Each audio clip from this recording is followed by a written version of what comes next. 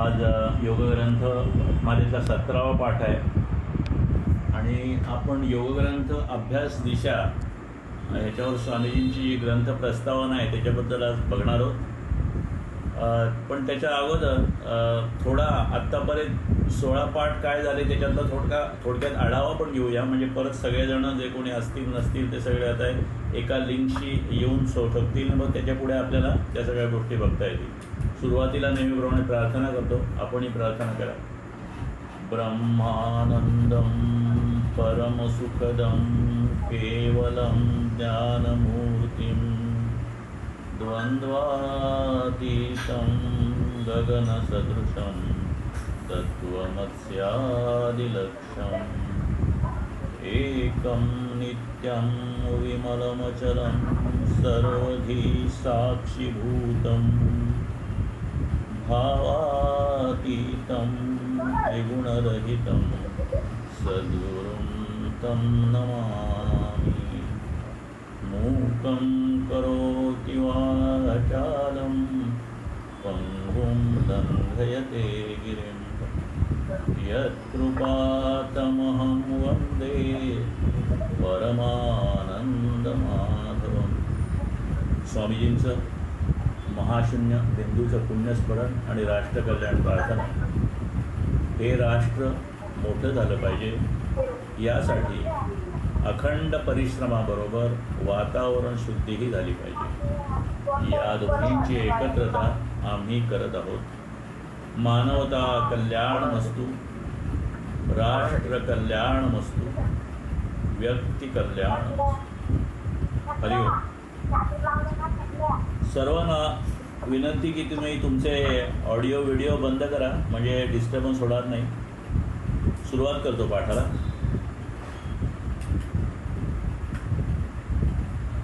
हा 17वा पाठ.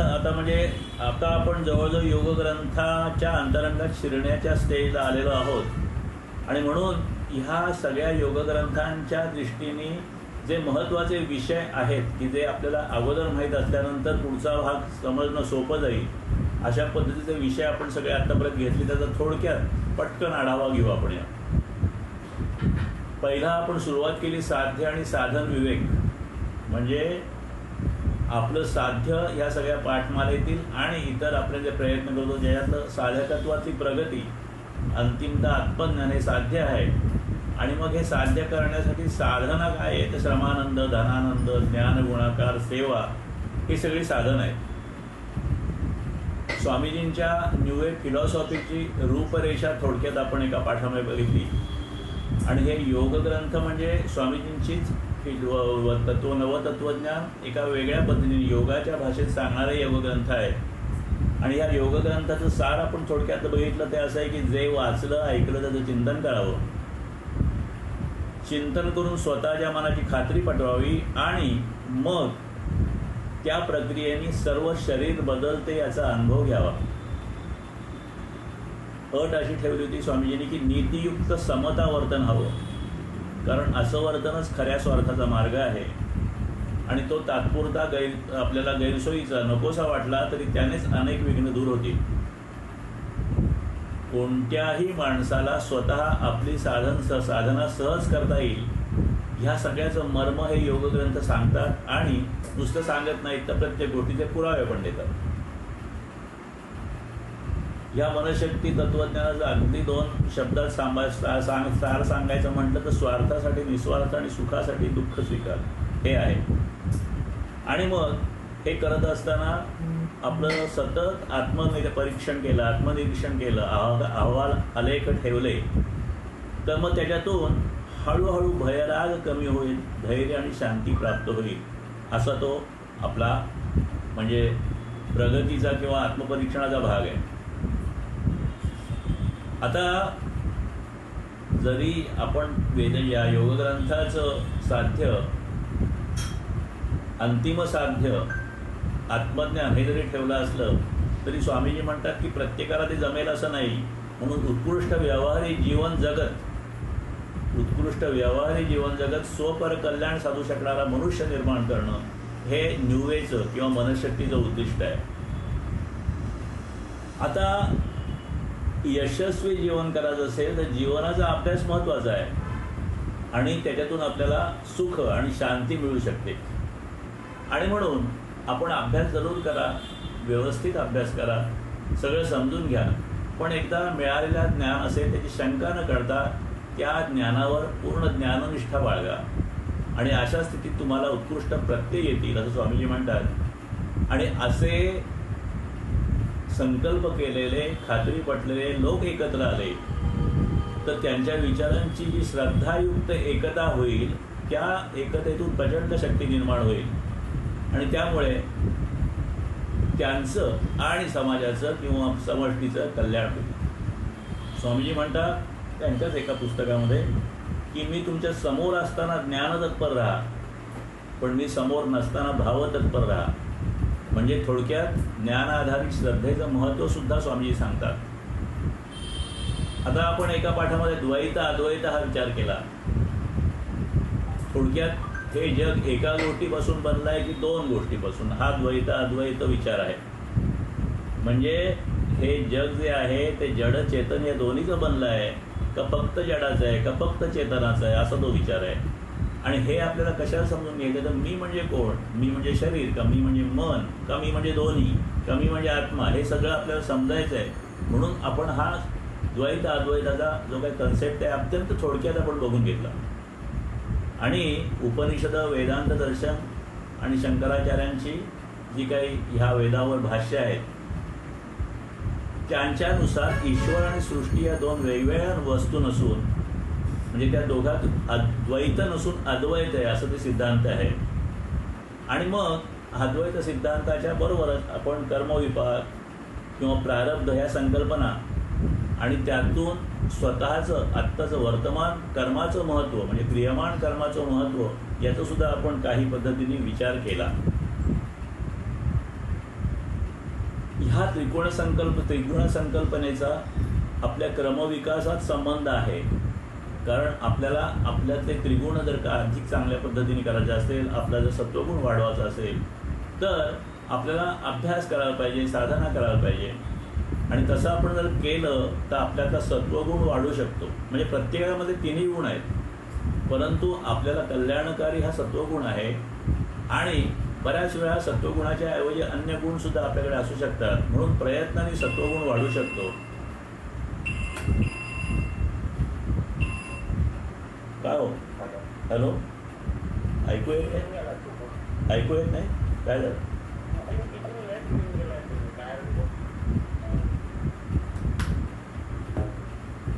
हॅलो, ऐकू येत आहे ना व्यवस्थित?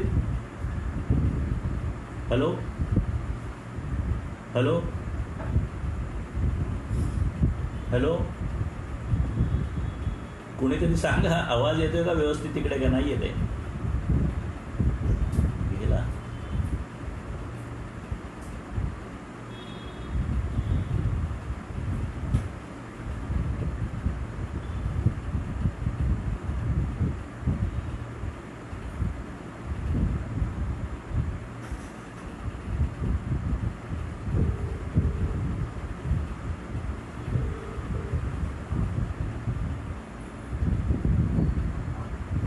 हॅलो, ऐकू येतोय का नाही आवाज? मी लेफ्ट झालो होतो, आता परत जॉईन करतोय. लेफ्ट झालो म्हणजे मला, मी स्वतःहून लेफ्ट नाही झालो, तो मला लिव्ह केलं ते. हां हां हां हां, मी जॉईन झालो परत. पण आवाज येत होता ना? आता येतोय का आवाज? बर, मग मी हे बंद करतो.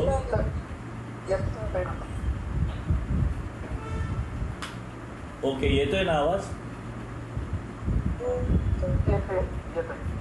हां, नाही म्हणजे कारण मी आपला बोलत चाललोय, मला कळलं नाही कधी आवाज यायचा थांबला ते काय शेवट. आता येतोय ना? हां, सुरू करतो मी मग परत एकदा थोडं मागे जाऊन सुरू करतो की आपण आढावा घेतोय आत्तापर्यंत. म्हणजे तसं काही मिस झालेलं नाही आहे, कारण आजचा जो आपण भाग बघतोय तो साधारणतः 17वा पाठ आहे आणि 16 पाठाचे आपण आढावा घेतोय. त्याच्यामध्ये आपण आत्तापर्यंत काय काय बघितलं ते आपण बघतोय. त्याच्यातलं उत्क्रांती विचार आणि उत्क्रांती तत्व आपण 2-3 पाठामध्ये समजून घेण्याचा प्रयत्न केला. आणि ही उत्क्रांती सुद्धा का आपण समजून घ्यायची हेही आपण बघितलं. या योगग्रंथामध्ये पर्टिक्युलरली हा जो पहिला विष योग ग्रंथ आहे त्याच्यामध्ये उत्क्रांतीचा बराच सविस्तर आलेला आहे. कारण आज आपण कशा पद्धतीने तयार झालेलो आहोत याचा विचार करायचा असेल तर उत्क्रांतीचा विचार करावा लागतो. आणि आपण ह्या उत्क्रांतीचं तत्व समजून घेतलं. विश्वनिर्मिती ते जीवनिर्मिती, जीवनिर्मिती झाल्यानंतर जीवाची उत्क्रांती, आणि जीवाची उत्क्रांती होत मानव निर्माण झाला आणि मानवाची सध्याची स्थिती याचा संपूर्ण आपण आढावा घेतला. त्यातले काही महत्त्वाचे मुद्दे परत एकदा आपल्याला आठवणीसाठी. उत्क्रांती प्रक्रियेत प्राण्यांच्या मेंदूचा आकार मोठा झाला. इतरांच्या मानाने माणसाचा मेंदू शरीराच्या प्रमाणात खूप मोठा आहे. मेंदू मोठा झाला पण मन मोठं किंवा अधिक संस्कारित प्रगल्भ झालं का, असा तो प्रश्न स्वामीजीने याच्यात निर्माण केलेला आहे. आपलं टेक्नॉलॉजी प्रगत झालेली आहे, तंत्रज्ञान प्रगत झालेलं आहे, पण वापरणारा प्रगत झाला आहे का? मग उत्क्रांतीचा खरा निकष कुठला असावा? आणि मग आपण बघणार आहोत की बेसिक मूळ विकार जो होता तो कामविकार. पण कामविकारातून निर्माण झालेलं जग आहे जसं उत्क्रांत होत माणसापर्यंत आलं तिथपर्यंत मग काम, क्रोध, लोभ, मोह, मद आणि मग ती आसक्ती, माया ह्या सगळ्यात ते गुंतलेलं दिसतं. आणि म्हणून ह्याला सुटून जायचं तर माया विकारापासून सुटत सुटत कामविकारापर्यंत जायला पाहिजे असा तो मार्ग दिसतो. आणि हे सगळं करायचं असेल तर मी कोण आहे, मी कुठून आलो, मी कशासाठी आलो, मी कुठे जाणार आहे, कधी जाणार आहे, पुढे काय, मागे काय, हे सगळं मुळातून समजण्यासाठी आपण उत्क्रांती संकल्पनेचा विचार केला. आणि ह्या उत्क्रांतीच्या अभ्यासातून योग्य पद्धतीने आपल्या जीवनात धडा शिकण्यासाठी माणसाने काय काय गोष्टी नीट समजून घेतल्या पाहिजे त्याच्यावर आपण सविस्तर चिंतन केलं. आपण उत्क्रांती सिद्धांताचा विचार करताना आपण हेही बघितलं की 21व्या शतकातील किंवा डार्विन नंतर झालेले अनेक शास्त्रज्ञ हा सगळा जो उत्क्रांतीचा विचार आहे तो परत एकदा करावा असं म्हणतायत. आणि हे स्वामीजीने 1960ला त्यांच्या मूळ पुस्तकात म्हटलेलं होतं. त्याच वेळेला आपण दशावतार म्हणजे आपल्या धर्मातले दशावतार जे विष्णूचे अवतार दाखवले ते आणि उत्क्रांतीचा क्रमविकास यातली पण काही साम्यस्थळं पाहिली. एक पाठ आपण ह्याच्यावर पण घेतला की विश्वाच्या या बोगद्यात अजडमन कसं अडकलं, का अडकलं, आणि त्याच्यातून त्याची सुटका होण्यासाठी त्याने काय करायला पाहिजे. मानवी जीवाने चुकीच्या संकल्पनाच्या आधारे निर्माण केलेले अनेक उपभोगदे आणि त्या उपभोगद्यामुळे निर्माण झालेलं जन्ममरण चक्र हे आपण बघितलं. तसंच ह्या चुकीच्या ज्ञानाचा निराश करण्यासाठी सगुण आणि निर्गुण साधना विचार आणि त्यातून यथाकाळ मोक्ष शक्यता याच्यावर सुद्धा आपण जवळजवळ 3 पाठ घेतले आणि विचार केले. नंतर पुढच्या 2-3 पाठामध्ये आपण इच्छापूर्ती या संकल्पनेचा विचार केला. कारण इच्छापूर्ती हाच विषय योगग्रंथाचा मध्यवर्ती विषय आहे.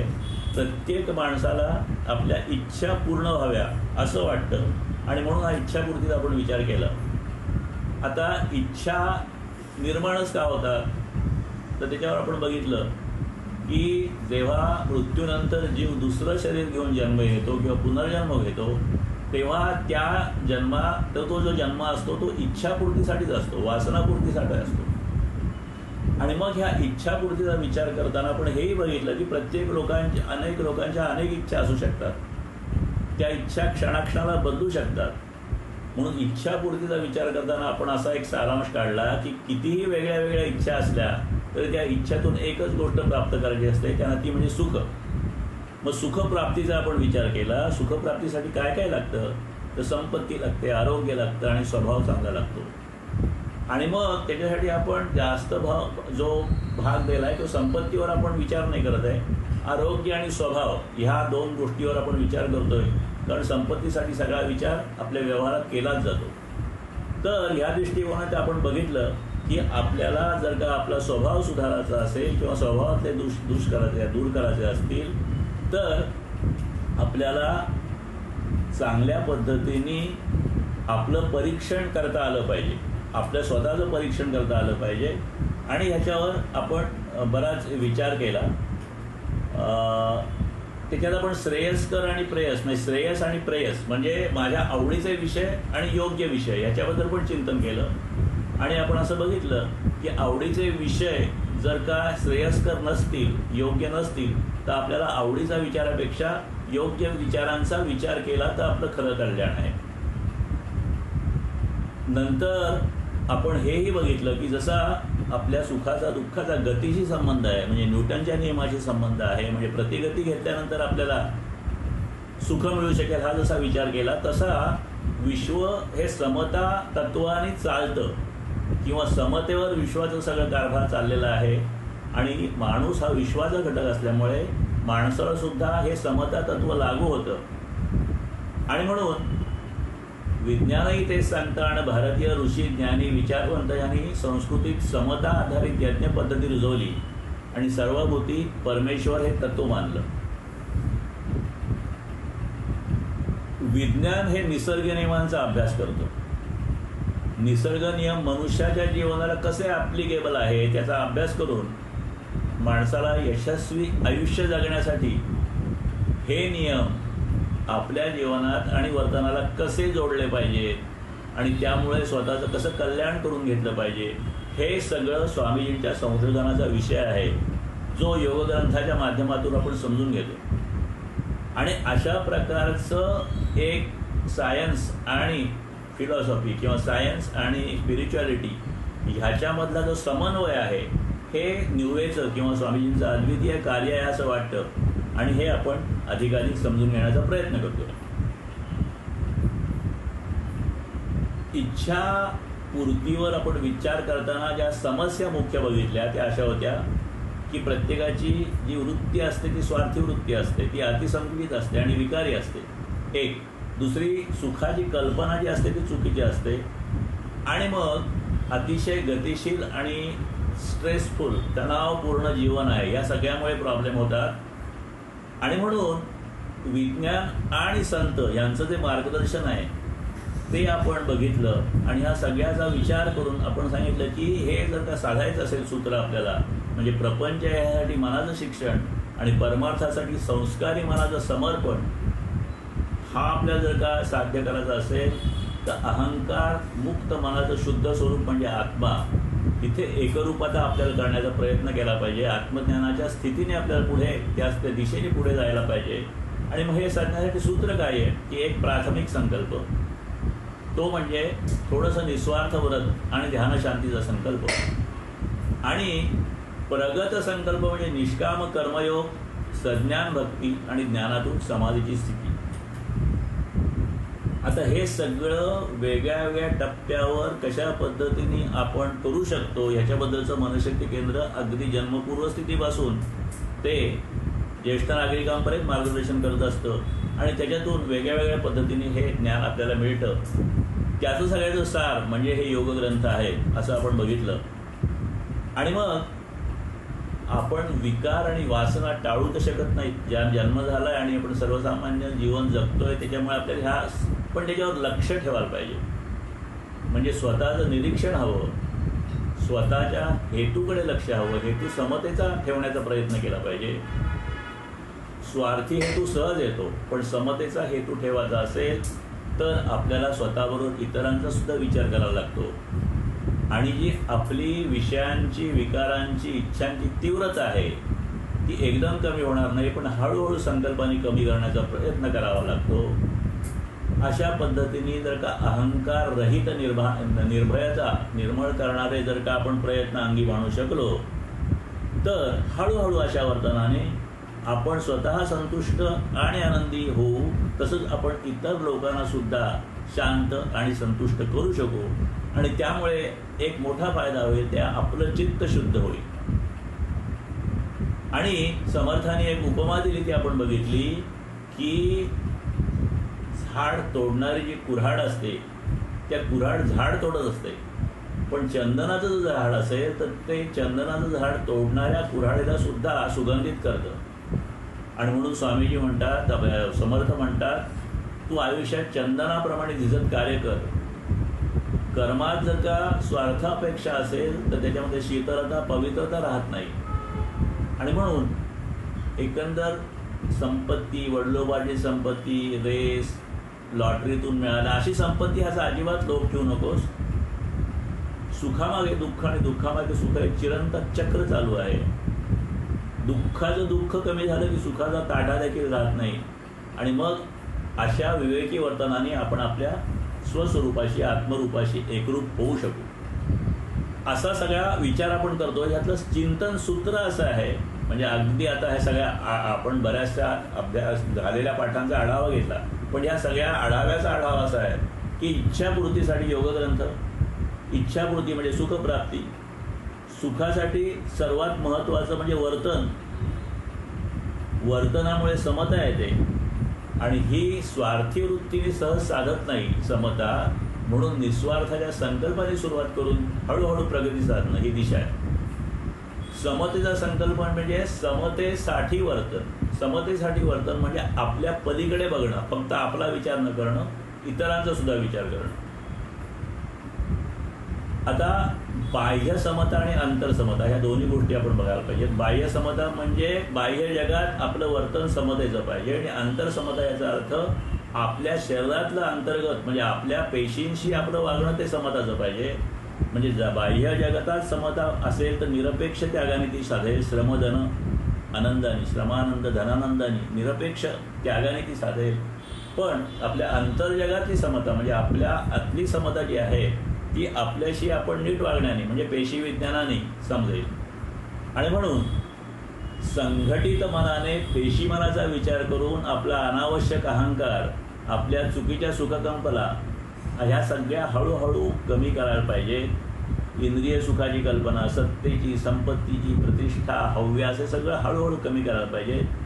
थोड्या एक पायरीने सुरुवात करून 6.25% सुरुवात करून हळूहळू स्वकेंद्रित वृत्ती जी आहे ती सर्वगामी वृत्ती करायला पाहिजे. आणि मग हळूहळू मनाचे हव्यास आणि अहंकार कमी करून आपल्या अंतर्गत समता जीवनात प्रस्थापित करायला पाहिजे. थोडक्यात अंतर्गत समतेसाठी ध्यान म्हणजे शरीराचा संवाद, बाह्य समतेसाठी निष्काम कर्म. आणि मग आपण या शरीराशी संवाद ही जी ध्यान संकल्पना आहे ती तत्वतः आणि प्रत्यक्षिकाचा अनुभव घेत विस्ताराने आपण आत्तापर्यंत काही पद्धतीने समजून घेतलेली आहे. नंतर एका पाठामध्ये आपण प्रार्थना विचार आणि प्रार्थना फलद्रूप होण्यासाठी काय काय करता येईल याच्यावर सविस्तर चिंतन केलं. म्हणजे सगळ्या बेसिक ज्या गोष्टी आहेत त्या आपल्या बघून झालेल्या आहेत. साधनेच्या ज्या 4 योग ग्रंथामध्ये उपाय म्हणून दिलेले आहेत त्या आपण बघितलेल्या आहेत. आणि आता मागच्या पाठामध्ये पाठ 16मध्ये आपण कुठल्याही शास्त्रीय ग्रंथाचा अभ्यास अधिक आपल्याला उपयुक्त होण्यासाठी काय पद्धतीने करायचं म्हणजे त्यामध्ये अनुबंध चतुष्ट आणि षडलिंग या संकल्पना समजून घेतल्या. त्याचा थोडक्यात आढावा असा की अनुबंध चतुष्ट म्हणजे 4 गोष्टी कशासाठी आहेत. ग्रंथ अभ्यासाचे अधिकारी कोण हा एक भाग, त्या ग्रंथाचा विषय काय 2 भाग, ग्रंथाचं प्रयोजन काय 3 भाग, आणि विषयाचं प्रमाण मांडताना त्याचा विषयाशी संबंध असावा हा संबंध काय, हा असे 4 भाग अनुबंध चतुष्टयाचे काय असतात ते आपण बघितले. ती संकल्पना बघितली आणि काही प्रमाणात दासबोध आणि ज्ञानेश्वरी यांचे अनुबंध चतुष्टय कसे आहेत त्याचा थोडक्यात आढावा घेतला. षडलिंग म्हणजे 6 गोष्टी ज्या असतात की कुठलाही चांगला ग्रंथ, शास्त्रीय ग्रंथ अभ्यास करताना त्याचं श्रवण करताना म्हणजे अभ्यास करताना 6 बाबींकडे किंवा 6 खुणा 6 त्याची चिन्ह आहेत ती लक्षात घ्यायची असतात. ती अशी की उपक्रम आणि उपसंहारातला मेळ म्हणजे जे आपण सुरुवातीला सांगितलं ग्रंथाच्या त्या उद्देशाने जो ग्रंथ सांगितलेला असतो तो उद्देश अखेर संपूर्ण झाला की ते पाहणं म्हणजे उपक्रम आणि उपसंहाराची एकवाक्यता असते. अभ्यास म्हणजे श्रवण वगैरे साधनं जे ग्रंथात सांगितलेलं असेल की उपाय अंगी बाणवणं, त्या सगळ्या गोष्टीचं अनुसंधान ठेवणं, नित्य आचरण सांभाळणं ह्या सगळ्याला अभ्यास म्हणतात. आता ह्या सगळ्या 6 ज्या गोष्टी आहेत ह्या गोष्टी आपण त्या ग्रंथाचा अभ्यास करताना आपण प्रत्येकाने त्या पद्धतीने त्या आपल्याला साध्य होत आहेत का नाही हे बघायचं. हे प्रत्येकाचं वैयक्तिक जो भाग आहे त्याच्याबद्दलचं आपण हे काही एक दिशा बघितल्या. तिसरी अपूर्वता आहे, म्हणजे इतर कुठेही न मिळणारं असं जे विशेष या ग्रंथातून मिळतं त्याला अपूर्वता म्हणतात. ग्रंथाच्या अभ्यासाने जे प्राप्त होणार त्याला फल म्हणतात. नंतर प्रत्येक ग्रंथामध्ये तो ग्रंथाचा विषय जो आहे तो विषय अधिक आकर्षक करण्यासाठी, वाचकांना खेचून घेण्यासाठी, प्रोत्साहन देण्यासाठी बऱ्याच गोष्टी सांगितलेल्या असतात. कधी कधी अतिशयोक्ती पण असते. तो अर्थवाद याच्यात किती आहे तो आपण लक्षात घेतला पाहिजे. आणि सिद्धांत सिद्ध करण्यासाठी अनेक उदाहरणांचा उपयोग केला जातो. त्याला उपपत्ती म्हणतात, म्हणजे युक्ती म्हणा किंवा दृष्टांत असं म्हणतात. असा सगळ्या शास्त्रीय ग्रंथांचा, पर्टिक्युलरली आपण आध्यात्मिक ग्रंथांचा हा जरी विचार असला तरी स्वामीजींचे हे ग्रंथ तसेच आहेत. म्हणून आपण ह्या पद्धतीने ह्या 6 गोष्टीवर लक्ष ठेवून अभ्यास करणं हे आपण बघितलं. आणि अशा पद्धतीने आपण आत्तापर्यंत सगळ्या भागाचा आढावा घेतला. आता आपण योग ग्रंथाचा अनुबंध चतुष्टय काय आहे हे आपण बघूया.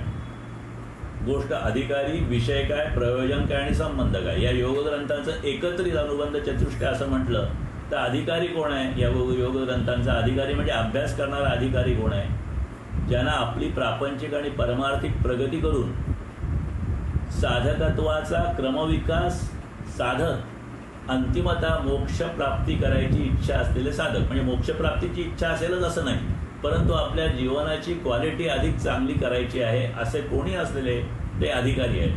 फक्त एकच अपवाद आहे याला, विषययोग हा जो ग्रंथ आहे तो फक्त विवाहित वाचकांकरता आहे असं म्हटलेलं आहे. म्हणजे तो फक्त त्याचे अधिकारी हे विवाहित लोकच आहेत. दुसरा विषय काय, योगग्रंथांचा विषय काय आहे? साधकांचा भौतिक तसंच आध्यात्मिक क्रमविकास स्वावलंबी उपायांनी साधण्यासाठी बुद्धी आणि श्रद्धा आधारित मार्गदर्शन हा विषय आहे. प्रयोजन काय आहे? हेतू काय आहे? हेतू असा आहे की साधकत्वातील क्रमविकासाने व्यक्तिकल्याण साधणं आणि अशा साधकांच्या एकत्रित प्रयत्नामुळे समष्टी कल्याण साधणं, म्हणजे सगळ्यांचं कल्याण आणि व्यक्तीचं कल्याण असा हा प्रयोजनाचा भाग आहे. आणि संबंध काय आहे की प्रयोजन साध्य होण्यासाठी अधिकारी साधकांनी काय साधना करावी याचं सर्वांगीण मार्गदर्शन योगग्रंथात स्वामीजींनी केलेलं आहे. हे आपण योगग्रंथाच्या दृष्टीने अनुबंध चतुष्ट काय आहेत हे आपण एक सर्व योगग्रंथांचा विचार केला. आता आपण थोडा एकेका ग्रंथाचा विचार करू, परंतु तो विचार करत असताना आपण एक क्रम बघू की विषययोग हा जो ग्रंथ आहे तो सर्वात पहिला प्रसिद्ध झाला जून 1982 मध्ये. त्याच्यानंतर थोड्या दिवसात 1-2-3 महिन्यांनी भाग्ययोग सप्टेंबर 1982 मध्ये. म्हणजे क्रम असा आहे, विषययोग, भाग्ययोग, बुद्धियोग एप्रिल 1983, श्रद्धायोग जून 1983 आणि शक्तियोग नोव्हेंबर 1983. म्हणजे ह्या क्रमाने हे प्रसिद्ध झालेलं आहे. आणि ह्यातला शक्तियोग हा थोडा वेगळा विषय आहे, पण हे 4 ग्रंथ जे आहेत ते एकाच पद्धतीचा विचार करणारे आहेत, एकाच उद्दिष्टासाठी झालेले आहेत. आणि श्रद्धायोगामध्ये स्वामीजींनी म्हटलेलं की अगोदर प्रसिद्ध झालेल्या ग्रंथांचा आढावा घेऊन अंतिम साध्यापर्यंत कसं जायचं याचं विवेचन शेवटच्या ग्रंथात केलेलं आहे, सगळ्या ग्रंथात केलेलं आहे, परंतु हे ग्रंथ एकत्रितरित्या समजून घेणं जास्त उपयुक्त आहे असा उल्लेख स्वामीजींनी अनेक ठिकाणी केलेला आहे. आणि म्हणून ह्या 4 ग्रंथापैकी आपण बुद्धियोग आणि श्रद्धायोग हे उपायाचा भाग आहे. म्हणजे पहिले 2 ग्रंथ जे आहेत ते इच्छा सांगतात. इच्छा म्हणजे पर्टिक्युलरली पहिला जो आहे तो बेसिक वासना म्हणजे इंद्रिय सुख बद्दल पहिला ग्रंथ असं आपण म्हणू शकतो. दुसरा ग्रंथ आहे तो मनाच्या सुखासाठी, म्हणजे काय यश, कीर्ती, प्रतिष्ठा वगैरे सगळ्या ज्या गोष्टी आहेत, भाग्य, ती गोष्ट दुसऱ्यामध्ये आहे, त्याची चर्चा केलेली आहे. परंतु तिसऱ्या भागामध्ये श्रद्धा माध्यम, तिसऱ्या ग्रंथामध्ये बुद्धी माध्यमातून ते कसं साध्य होईल आणि शेवटच्या ग्रंथामध्ये श्रद्धायुक्त बुद्धीने ते कसं साध्य होईल. म्हणून बुद्धियोग आणि श्रद्धायोग याचा अभ्यास जास्त सविस्तर करणार आहोत आणि विषययोग आणि भाग्ययोग ह्याच्यातल्या महत्त्वाच्या भागाचा अभ्यास आणि चिंतन करणार आहोत. आता हे परत करत असताना मला मागे पहिल्यांदा सांगितलेली अनेक वेळा भूमिका अशी आहे की माझी भूमिका एक अभ्यासक आहे आणि मी काही जो अभ्यास केलेला आहे त्या अभ्यासाचा ज्ञान गुणाकार करावा एवढीच आहे, तज्ज्ञाची अजिबात नाही, हे सुरुवातीपासून स्पष्ट केलेलं आहे आणि ते आताही स्पष्ट करतो. आणि ह्या सगळ्या बॅकग्राऊंडवर आता पुढच्या चिंतन अभ्यासाला आपण सुरुवात करूया. प्रत्येक योग ग्रंथाचा विषय काय आहे, प्रयोजन काय आहे, हे आपण आता मगाशी सगळ्या एकत्रितपणे बघितलं, पण प्रत्येकाचं आपण आता वेगळ्या पद्धतीने पाहू. आणि हे आपण कुठे पाहू शकतो? आपल्याकडे सगळ्यांकडे हे योगग्रंथ आहेत असं मी गृहीत धरतो. आणि या प्रत्येक ग्रंथाच्या सुरुवातीला स्वामीजींनी प्रास्ताविक लिहिलेलं आहे, प्रत्येक ग्रंथाला प्रास्ताविक लिहिलेलं आहे. ते जर का सूत्र रूपाने नीट समजलं तर त्या ग्रंथाचा अभ्यास आणि मग त्या अभ्यासावर चिंतन योग्य पद्धतीने होईल. आणि मग असं चिंतन झालं तर आपल्याला त्याच्यातून जो काही आपल्याला स्वतःला लाभ करून घ्यायचा आहे तो होऊ शकतो. म्हणून ह्या प्रस्तावनेतील महत्त्वाचे मुद्दे आपण पाहूया. आता विषययोग हा पहिला ग्रंथ आहे. विषययोगाचा आता हे मी जे आता आपल्याला सांगतोय यातलं सगळं स्वामीजींनी पुस्तकात लिहिलेले शब्द आहेत, फक्त ते थोडेसे मी रिअरेंज केलेले आपल्याला सांगतोय. विषययोगाचा हेतू काय आहे? दृष्टिकोन विधायक आहे. स्वामीजींनी असं म्हटलेलं आहे की कामशक्तीचा योग्य उपयोग केला पाहिजे, त्यातील धोके टाळले पाहिजेत आणि ह्याबद्दल सविस्तर मार्गदर्शन केलं आहे. चित्तवृत्ती निरोध म्हणजे कामनिरोध अशी त्याची परत व्याख्या केलेली आहे. म्हणजे जी आपण ध्यानाची व्याख्या केलेली आहे तीच व्याख्या, चित्तवृत्ती निरोध म्हणजे कामविरोध, ही एक काय म्हणतात विशाल पद्धतीने कामाचा विचार करून ही व्याख्या केलेली आहे.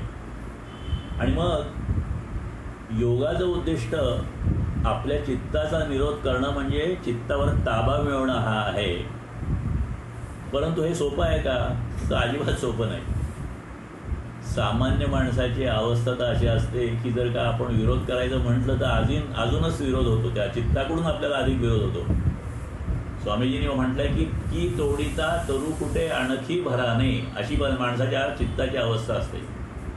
आणि त्याने आणखीन एक उदाहरण दिलं आहे की विश्वामित्रासारख्या एक महान ऋषीचं पाय जिथे लटपटले, आपल्याला कथा आपण सगळ्यांनी ऐकली असेल विश्वामित्राची आणि मेनकेची, जो प्रतिविश्व निर्माण करण्यासाठी निघालेला जो महर्षी होता तो सुद्धा जिथे लटपटला तिथे सामान्य माणसाची काय कथा. म्हणजे चित्तवृत्ती निरोध म्हणणं ठीक आहे, पण तशा पद्धतीने जर का योग प्रक्रिया झाली नाही तर चुकीच्या पद्धतीने आपण योग केला तर अनेक धोके पण संभवतात. आणि असे उल्लेख साधनेतील, चुकीच्या साधनेतील, योग साधनेतील धोके अनेक ठिकाणी दिलेले आहेत. आणि म्हणून स्वामीजी म्हणतात की हे सगळं टाळण्यासाठी आपण तत्व शोधलं पाहिजे. योगामध्ये धोक्याची आणि त्यातल्या त्यात कामविकारातील धोक्यांची अशी कुठली स्थळं आहेत ते समजून घेतलं पाहिजे. आणि ही समजून दिलेली आहेत या ग्रंथामध्ये. आता स्वामीजी म्हणतात योगाची जी मुख्य काय म्हणतात प्रसिद्ध अंग आहेत किंवा जी लोकप्रिय अंग आहेत ती दोन आहेत. एक म्हणजे आसन आणि ध्यान. म्हणजे योगा म्हटलं की बऱ्याच वेळा आसनच वाटतात आपल्याला आणि काही प्रमाणात ध्यान. आता सध्या शारीरिक आसनं जगभर नावाजली जात असली तरी योगाचा जो खरा अभ्यास आहे, ज्याने थोडाफार पातंजल योगाचा अभ्यास केलेला आहे, तो समजतो की माणसाचं आरोग्य फार आसनाने काही काळापुरतं ह्यात येऊ शकेल, पण खऱ्या पद्धतीने आपल्याला जर का योगाचा लाभ करायचा असेल तर चित्तवृत्तीचा निरोध हेच योगाचं मुख्य कार्य आहे. म्हणून मन काबूत येण्यासाठी जे काय करायचं त्यासाठी योगाची जी योजना आहे ती एक तर सूक्ष्म आहे आणि विस्तारपूर्वक आहे. म्हणजे ती काय म्हणतात ते ब्रॉड लेवलला पण आहे आणि मायक्रो लेवलला पण आहे. मायक्रो आणि मायक्रो अशा दोन्ही पद्धतीने ही योगाची योजना आहे. म्हणजे अति प्राथमिक गोष्टी करायच्या असतील तर त्याही आहेत आणि अत्यंत पुढे जायचं असेल तर त्याही आहेत. आणि त्यासाठी जे अष्टांग योगामध्ये ज्या गोष्टी दिलेल्या आहेत त्याच्यामध्ये यम येतात. नियम, आसन, प्राणायाम, प्रत्याहार, धारणा, ध्यान आणि समाधी. आता ह्या एक पायरीने पुढे जायचं म्हटलं तर बऱ्याच वेळेला एक पायरी पूर्ण अवघड होतं. परंतु जे शक्य आहे त्या पद्धतीने आपण पुढे जात जर का हे केलं तर त्यापासून मिळणारी जी फळं आहेत ती सुद्धा आपल्याला मिळू शकतात. यम म्हणजे ह्याचा अर्थ आपण बाह्य जगाशी कसं वर्तन करायचं त्याचे नियम आहेत, त्याच्याबद्दलचं डायरेक्शन आहे. नियम म्हणजे अंतर्गत स्वतःशी कसं व्यक्तिगत त्याच्यानंतर आसन म्हणजे सुख स्थिर आसन करण्यासाठी योगासाठी जे लागतं ते आसन, आणि त्या आसनानंतर मग पुढे प्राणायाम म्हणजे श्वासावर कंट्रोल, प्रत्याहार म्हणजे आपल्या काय म्हणतात ते याच्यावर हव्यासावर कंट्रोल, धारणा म्हणजे एकाग्रता, ध्यान म्हणजे चित्तवृत्ती निरोध, आणि मग ध्यानस्थितीमध्ये कायम होणं समाधी. अशी ही सगळी गोष्टी आहेत. एक एक गोष्ट आपण त्यांनी व्यवस्थित समजून सांगितलेली आहे. आता हे करत असताना बऱ्याच वेळा काही सिद्धीसुद्धा मिळतात असं सांगितलेलं आहे, पण त्या सिद्धीचा मोह टाळा असंही सांगितलेलं आहे. मनाची शांती आणि त्यापासून शक्ती मिळवण्याचा उपाय आहे. कुंडलिनी जागृत करून केलेली ध्यानधारणा पण आहे, पण प्राणायाम आणि कुंडलिनी दोन्ही धोके आहेत. आता यापैकी प्राणायाम जर का चुकीचा झाला तर त्यातून अनेक धोके आणि विकार निर्माण होऊ शकतात. जी गोष्ट प्राणायामाची आहे तीच गोष्ट ह्या षटचक्र भेदनाची म्हणजे आपलं जे ध्यान प्रक्रिया सांगितलेली तिची पण आहे. म्हणजे कुंडलिनी योग कुंडलिनी जागृतीसाठी करायचा नाही, तर स्वामीजींनी ज्या पद्धतीने सांगितलं त्या पद्धतीने केला तर ते धोके टळतात. आणि मग त्यांनी म्हटलं की कुठल्याही पद्धतीने योगमार्गाचा जो स्वाधिष्ठान स्थानस्पर्शाचा धोका येतो त्याच्याबद्दलची सगळी चर्चा ह्या विषय ग्रंथामध्ये केलेली आहे. त्या धोक्यांचं स्वरूप दाखवलेलं आहे आणि हे धोके टाळण्यासाठी अन्य मार्गसुद्धा सुचवलेले आहेत. म्हणून आपण हे सगळे धोके आहेत म्हणजे असा अर्थ नाही करायचा की ती शक्ती वापरूच नाही. आणि म्हणून कुणाला कसा उपयोग होतो हे स्वामीजींनी त्या ग्रंथात सांगितलेलं आहे. सर्वांना याचा शक्ती जोडून आणि कामशक्ती समतोलासाठी उत्तम उपयोग होईल. आणि हा तपशील अनेक ठिकाणी त्यांनी दिलेला आहे. विशेषत्वाने पान 158 आणि 159 विषयोग या ग्रंथात त्यांनी दिलेला आहे. ही सुरुवातीच्या प्रस्तावनेचा भाग आहे. म्हणजे ह्या सगळ्या योगग्रंथाच्या या विषययोगाच्या ह्याच्यामध्ये त्यांनी आपल्याला उपाय सांगितलेले आहेत. त्या उपायामध्ये धोके कसे टाळावे हेही सांगितलेले आहे. आणि ह्या पद्धतीने हळूहळू थोडं थोडं जसं जमेल तसं त्या पद्धतीने ही साधना करावी असं स्वामीजी सुचवतात. दुसरा ग्रंथ आहे भाग्ययोग. ह्या भाग्ययोग ग्रंथाचे त्यांनी 2 भाग मुख्य पाडलेले आहेत. त्यातला जो पहिला भाग आहे तो भविष्य आणि भविष्य सांगता येतं का नाही आणि कसं सांगावं याबद्दलचा विषय आहे.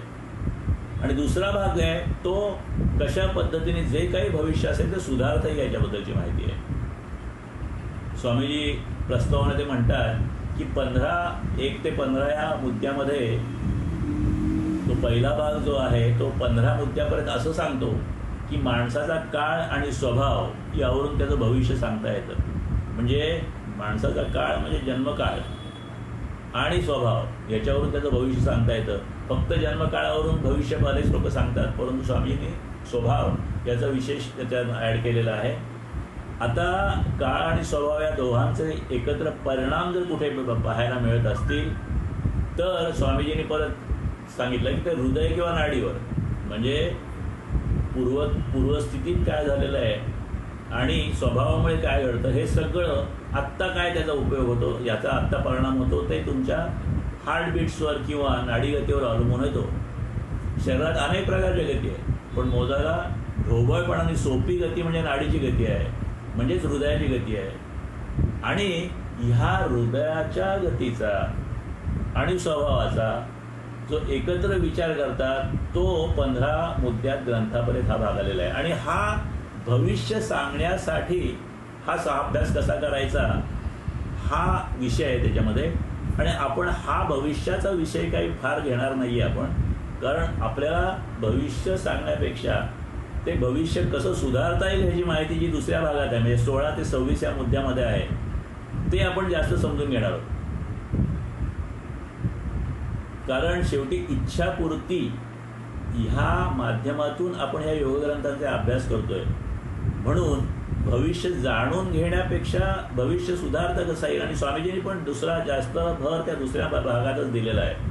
आणि ते म्हणतात की जर भविष्यामध्ये एका बाजूने वैभव मिळत असताना दुसऱ्या बाजूने घात होणार असेल, म्हणजे पैसे मिळतील, संपत्ती मिळेल, यश मिळेल, कीर्ती मिळेल, पण ते मिळवताना जी किंमत द्यायची त्यामुळे घात होणार असेल तर तो घात टाळला पाहिजे.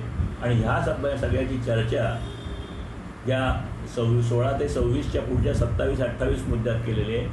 आणि मग त्याच्यामध्ये परत त्यांनी हृदयाशी लिंक जोडलेली आहे त्याची, की हृदयाची अस्थिरता घात करते. कारण हृदयावर जे परिणाम होतात, आपल्या सगळे शरीरावर जे परिणाम होतात ते मेंदूच्या माध्यमातून हृदयावर आणि हृदयाच्या माध्यमातून सगळ्या शरीरावर परिणाम होतात. म्हणून त्याच्यावर उपाय केला पाहिजे. आणि तो स्वामीजीने असं म्हटलं आहे की तो उपाय असा असला पाहिजे की ज्यामुळे आपल्या हृदयाची गती स्थिर राहील, आपल्या संकुल शक्ती वाचेल, आपली आत्मशुद्धी होईल. आणि अशा तऱ्हेने साधनेने हे सगळं करण्याची गोडी लागली म्हणजे मग त्याचा नकळत परिणाम सगळ्या दिवसावर होईल. आणि एकीकडे तुमचं भविष्य सुधारेल सुद्धा, आणि ते अधिक शापमुक्त आणि त्रासमुक्त होईल, प्रसन्न होईल. आणि अशा पद्धतीने इथे भविष्याचा, शरीराचा, आणि शरीर आपल्याला व्यवस्थित ठेवायचं असेल, हृदयगती व्यवस्थित ठेवायची असेल, स्वभावात शांती ठेवायची असेल तर योगाचा संबंध येतो. आणि स्वामीजींनी म्हटलं की भारतीय प्राचीन विचारवंतांनी अनेक सुंदर समन्वय केले, म्हणजे जीवनाचा सर्वांगीण विचार केलेला आहे आपल्या विचारवंतांनी. सुखी आयुष्य, पराक्रमी आयुष्य, वैभवशाली आयुष्य मिळवण्यासाठी त्यांनी जरूर आपल्याला प्रोत्साहन दिलं आहे.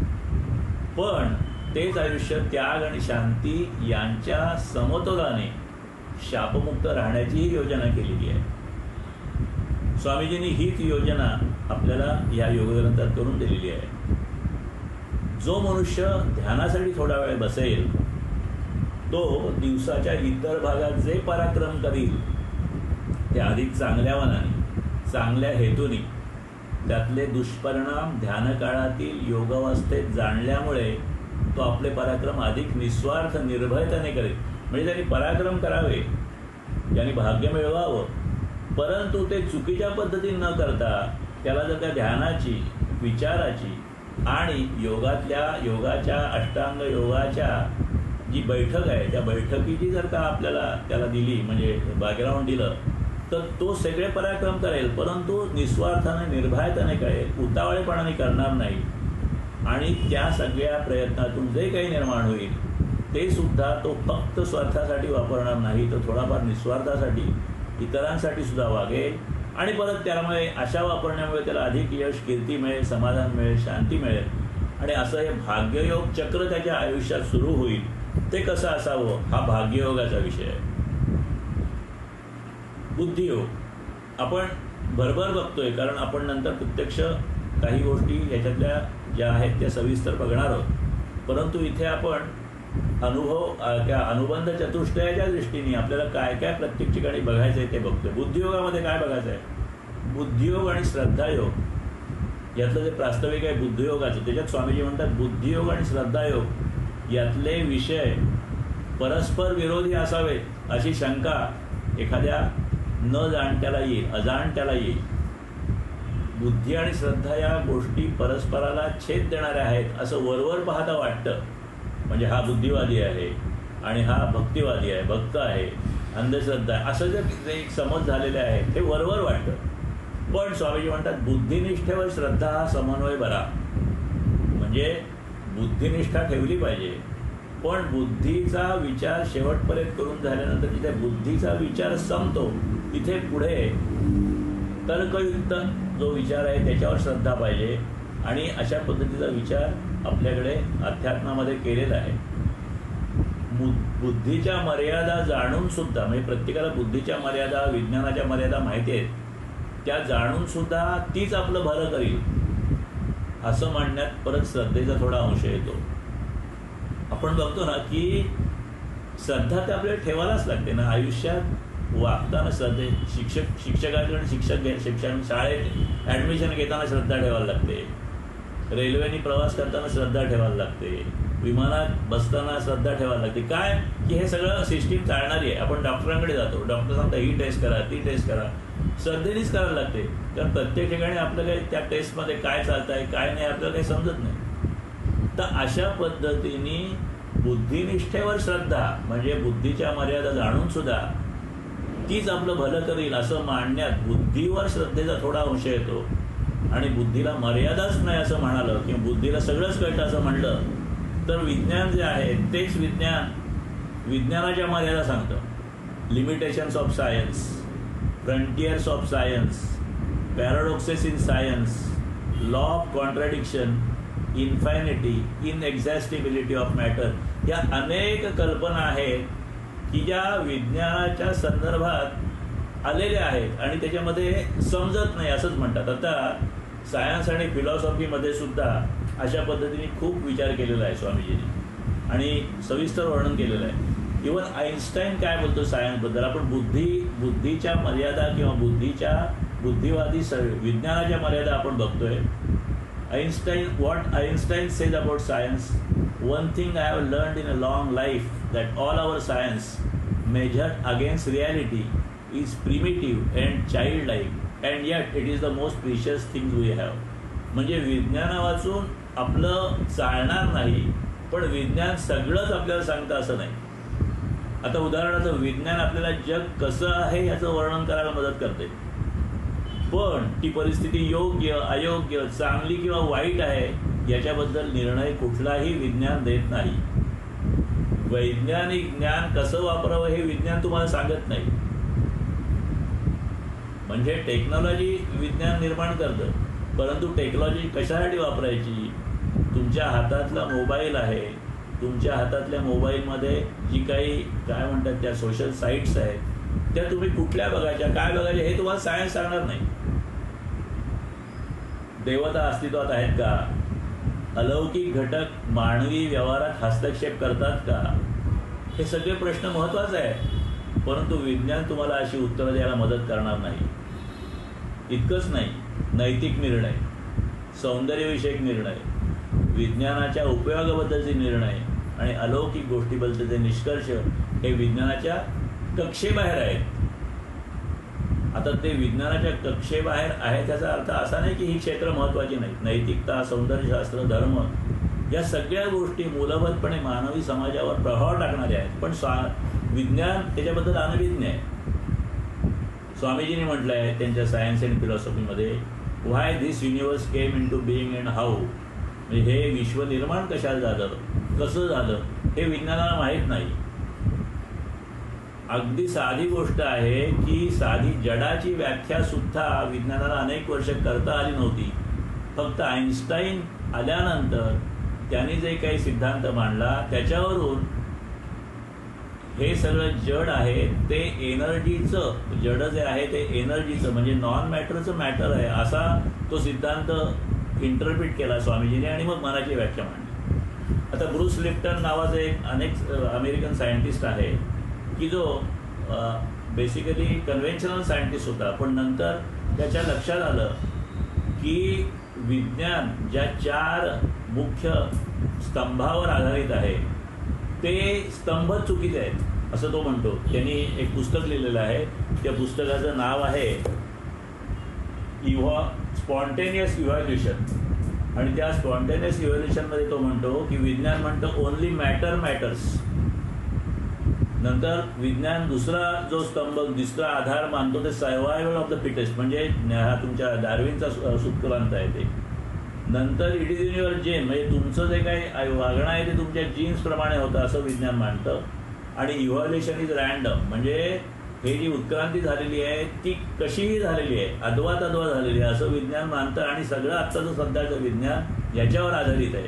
आणि ब्रूस लिप्टन म्हणतो हे 4ही पिलर्स जे आहेत हे सगळे चुकीचे आहेत. तर अशा पद्धतीने श्रद्धा हवी आणि बुद्धीसुद्धा हवी हा विचार ह्या आपल्या योगग्रंथामध्ये केलेला आहे. योग हा शब्द निरनिराळ्या अर्थाने वापरता येतो. योग म्हणजे जोडणं, समाधी, कारण हेतू, युक्ती अशा अनेक पद्धतीने योग हा शब्द वापरता येतो.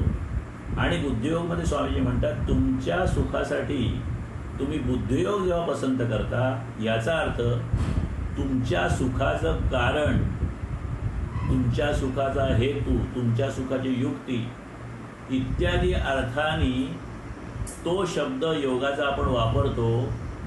आणि बुद्धियोग पसंत करताना आपण म्हणतो की बुद्धी हे माझ्या सुखाचं कारण, म्हणजे बुद्धीच्या माध्यमातून मी सुखी होऊ शकतो. बुद्धी हीच युक्ती आपण सुखासाठी वापरतो, तो बुद्धियोग.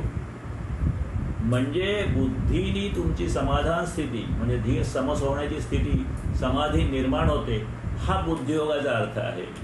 आणि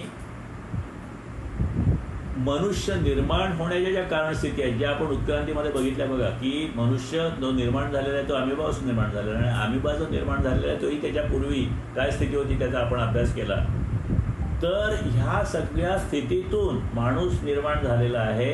ह्या सगळ्या कारणस्थिती आहेत आणि त्याच्या आयुष्यात आज जे दुःख होत आहे त्या दुःखाला ही सगळी उत्क्रांतीची कारणं लागू होतात असं स्वामीजी म्हणतात. आता मनुष्याच्या बुद्धीचा आधार मेंदू आहे. आपण बुद्धियोग जेव्हा आपण आपला आधार मानतो तेव्हा बुद्धीचा आधार मेंदू आहे. हा मेंदू उत्क्रांत स्थितीला बसलेला आहे आणि त्यामुळे त्या उत्क्रांत मेंदूला अनेक जशी सुख प्राप्त झालेली आहेत तशा प्रत्येक सुखाच्या जोडीला दुःख निर्माण झालेली आहे. म्हणजे फक्त सुख नाही, जिथे सुख आहे तिथे दुःख आहे. आता ह्या मेंदूतील जी गती आहे त्या गतीने सुखदुःख आणि मेंदू शांतीने समतोल. म्हणजे मेंदूमध्ये ज्या काही आपल्या शरीरामध्ये ज्या गती निर्माण होतात त्या गतीमुळे सुखदुःख निर्माण होतं. आणि जर का ते आपल्याला सम करायचं असेल, ते समाधानाकडे न्यायचं असेल तर ह्या मेंदूमध्ये शांती साधली पाहिजे. आता स्वामीजींनी उत्क्रांतीचा विचार करताना काय म्हटलेलं आहे बघा, जिवंत वनस्पती किंवा प्राणी यांच्यावर जे आघात होत होतात त्यांचे परिणाम त्यांना ताबडतोब सोसावे लागतात. म्हणजे जर का आपण एखाद्या वनस्पतीवर कोयता मारला किंवा हातोडा मारला किंवा कुऱ्हाड मारली तर लगेच ती कट होते. प्राण्याला जर का आपण काही केलं तर त्याला लगेच राग येतो. पण माणसाच्या बाबतीत तसं नाही आहे, कारण माणसाचा मेंदू प्रगत झालेला आहे. गतीचे हे आहे का त्याला ताबडतोब न सोसता नंतर सोसण्यास सोय झालेली आहे. कसं झालेलं आहे की आपण म्हणजे हे स्वामीजीने दिलेलं उदाहरण आहे की आपण एका दिवशी कधी डोंगरावर गेलो, खूप चढलं आपण त्या म्हणजे 1-2-3 मैल किंवा काही अशा पद्धतीने चालणं झालं, त्याच्यात बराच चढ झाला तर आपण खूप एन्जॉय करतो. ते छान वाटतं, निसर्ग आपण बघतो, ते हायकिंग ट्रेकिंग वगैरे सगळे छान होतं. पण जर का आपल्याला सवय नसेल घरी आल्यावर आपल्याला झोप पण चांगली लागते, पण सकाळी पाय वळायला लागतात, पाय दुखायला लागतात.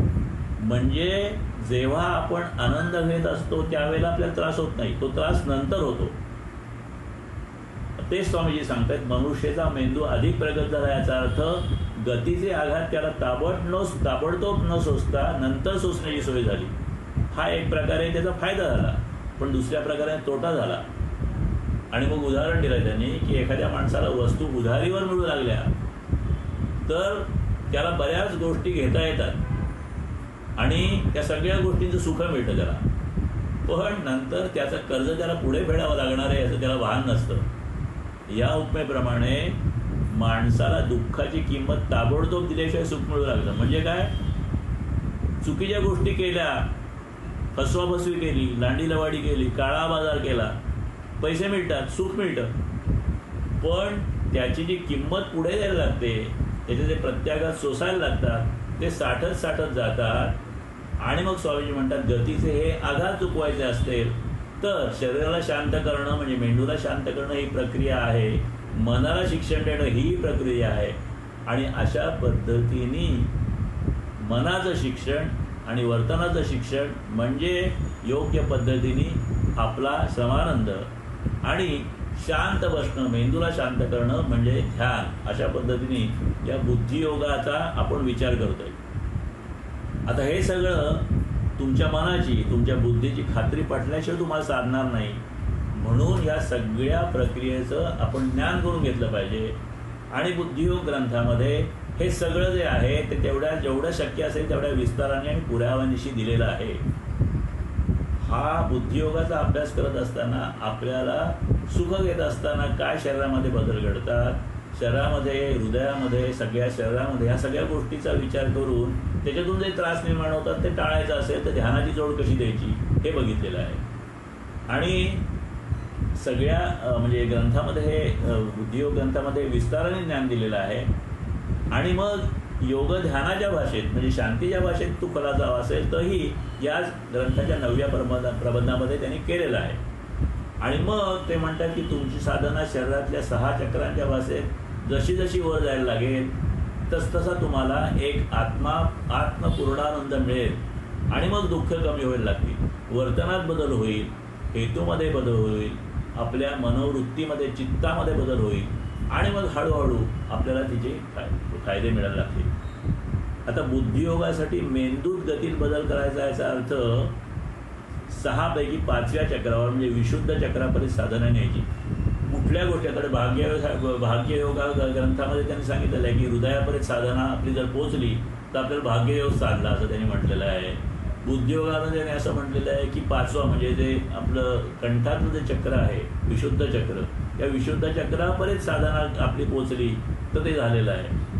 आणि म्हणून योगाच्या सहाय्याने प्रथम आपण मेंदूवर हुकमत आणायची असते. म्हणजेच मेंदूवर हुकमत आणायची म्हणजेच मनाला शहाणं करायचं असतं. आणि या क्रिया गतीशी संबंधित आहेत. कुठलीही हालचाल करताना गती निर्माण होते. गती निर्माण झाली की शक्ती खर्च होते आणि ही शक्ती जाणीवपूर्वक समतोल वापरण्याचं ज्ञान योगामुळे मिळतं. आणि ह्या दृष्टीने मेंदूतील गती नियंत्रित करण्याचं ज्ञान आपण बुद्धियोगामध्ये घेतलं पाहिजे आणि त्याचा उपयोग आपण केला पाहिजे. आता शेवटचा जो भाग आहे तो श्रद्धायोगाचा आहे. एक 5 मिनिटामध्ये घेतो मी, कारण हा श्रद्धायोगाचा खूप विस्तृत आहे. परंतु त्याच्यात त्याने असं म्हटलेलं आहे की निष्कर्ष सरळ आहेत. तुमच्या सुखाचं कारण पण तुम्ही आहात आणि दुःखाचं कारण पण तुम्हीच आहात. सुखासाठी तळमळणारं मन तुम्हीच निर्माण केलेलं आहे आणि म्हणून जन्म घेतलेला आहे. ही तळमळ कधीही पुरी होणार नाही ही लक्षात आणून ती हळूहळू कमीत करून नेणं ही तुमचं काम आहे. ते अवघड आहे, पण ती कमी कमी होत जर शून्यावर आली, समअवस्थेवर आली तर प्रचंड सुख आहे असा ज्ञात्यांचा अनुभव आहे. आणि ह्याच्यातलं ही शेवटच्या 2 ज्या पायऱ्या आहेत म्हणजे जन्म वासनेसाठी आपण घेतलेलं आहे, सुखासाठी तळमळणारं मन आपण निर्माण केलेलं आहे, हे सोडून ती तळमळ हळूहळू कमी करत न्यायची आणि ती शून्यावर आणायची. हा जो अनुभव आहे इथे योगाभ्यासाचा संबंध येतो आणि त्यातून उत्पन्न होणारी मोक्षस्थिती मिळाल्यावर सुख मिळेल यावर श्रद्धा बसली म्हणजे हा योग सहजतेने जमेल. आता ह्या पद्धतीने आपण जो विचार करतोय तो कशासाठी करतोय तर स्वामीजी म्हणतात मोक्षस्थिती मिळाल्यावर सुख मिळेल यावर श्रद्धा बसली पाहिजे. आता मोक्ष अनुभव घेतला पाहिजे आणि मोक्षाच्या आपण मागच्या वेळेला बघितलं होतं की जेव्हा आपण सर्व शांत होतो म्हणजे झोपेत आपल्याला उत्तम सुख मिळतं. म्हणजे काहीही नसतं आपल्याकडे, आपण स्वतःला पण पूर्ण विसरलेला असतो, त्यावेळेला आपल्याला सुख मिळतं. तर जागेपणे आपण स्वतःला विसरलं तर किती चांगलं सुख मिळेल असा तो मोक्ष अनुभव आपण घेतला पाहिजे असं स्वामीजी म्हणतात. आणि ह्या सगळ्याची माहिती कशा प्रकारे घेता येईल त्यासाठी श्रद्धेचा भाग काय आहे, त्याच्यामध्ये बुद्धीचा भाग काय आहे, त्याच्यामध्ये प्रयत्नाचा भाग काय आहे, त्याच्यातला वर्तनाचा भाग काय आहे, त्यामध्ये संयमाचा भाग काय आहे, त्यातला योगाचा भाग काय आहे, साधनेचा ध्यानाचा भाग काय आहे, या सगळ्या गोष्टी आपल्याला या बुद्धियोग ग्रंथावर या श्रद्धायोग ग्रंथामध्ये सांगितलेल्या आहेत. आणि ह्या सगळ्या गोष्टी आपण परत पुढच्या वेळेला सविस्तर बघूया. परंतु ह्या वेळेला आपण आज याच्या पाठामध्ये इथे कन्क्लूड करूया. 1 तास होत आलेला आहे. आणि मग ह्या ठिकाणी आपण 2 गोष्टी आपल्याला करायच्या आहेत. एक म्हणजे वर्तन प्रक्रियेमध्ये आपल्याला सुधार, म्हणजे आपण बघितलं 60% त्यागाची जी आहे त्याच्यामध्ये त्याग म्हणजे फक्त धनत्याग नाही, अहंकार त्याग ह्या सगळ्या गोष्टी आहेत आणि त्याच्याबरोबर थोडी ध्यानाची जोड.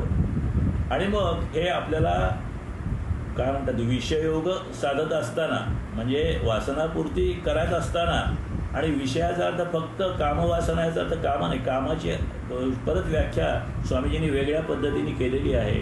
त्या कामाच्या सगळ्या प्रकार, काम म्हणजे कामना म्हणजे इच्छा, अनेक प्रकारची इच्छा, त्या इच्छापूर्तीसाठी आपल्याला काय पद्धतीने करता येईल, त्या इच्छापूर्तीबरोबर आपल्या मनाच्या इच्छा ज्या असतात त्याच्यासाठी आपल्याला काय करता येईल हे भाग्ययोगामध्ये सांगितलेलं आहे. आणि या संकुल इच्छा प्राप्तीसाठी आपल्याला बुद्धीचा कसा उपयोग करता येईल हे, आणि श्रद्धेचा कसा उपयोग करता येईल हे पुढच्या 4 ग्रंथात दोन सांगितलेलं आहे. आणि ते आपण आता हळूहळू समजून घेणार आहोत. आपण आता विषययोगाचा पुढच्या वेळेला अभ्यास करणार आहोत, परंतु विषययोगाचा अभ्यास करण्याच्या अगोदर हा जो श्रद्धायोगाचा जो सगळा प्रस्तावनेचा भाग आहे तो आपण समजून घेणार आहोत. कारण श्रद्धायोगाची प्रस्तावना ही खरे म्हणजे सगळ्या योगग्रंथांची प्रस्तावना आहे असं मला वाटतं. आणि ते अंतिम ध्येय आहे. श्रद्धायोगातलं ध्येय ते अंतिम ध्येय आहे. ते ध्येय करत असताना आपल्याला हळूहळू आपली जी छोटी छोटी ध्येय आहेत ती पण कशी साध्य होतील ह्याचा आपण विचार एक ग्रंथामध्ये, त्यातला महत्त्वाचा भाग आहे तो बघत करणार आहोत. त्या ठिकाणी आपण नेहमीच्या आत्मचिंतन प्रार्थनेकडे वळूया. माझ्या आंतरिक शक्तीला स्मरून मी माझे स्वतःचे खरे कल्याण करून घेण्याचा निश्चय करीत आहे. माझे व्यक्तिमत्व आजवर मी जसा वागलो तसे बनले आहे. यापुढील माझ्या प्रेरणा चांगल्या राखण्याचा मी निश्चय करीत आहे. मला आलेल्या वाईट अनुभवांबद्दल मी इतरांना दोष देण्याऐवजी आत्मचिंतन करीन. खोटे समाधान घेण्यापेक्षा धैर्याने आणि सद्बुद्धीने काम करीन. त्यामुळे मला यश मिळेल, शांती मिळेल आणि ती टिकेल. ज्या प्रमाणात मी हे चिंतन करीत आहे त्या प्रमाणात ती शांती मला आताही मिळत आहे. हरिओम तत्सत ब्रह्मार्पणमस्तु. हरिओम. सर्वांना धन्यवाद, सर्वांना नमस्कार. आणि ह्या ठिकाणी आपला 17वा पाठ पूर्ण झाला.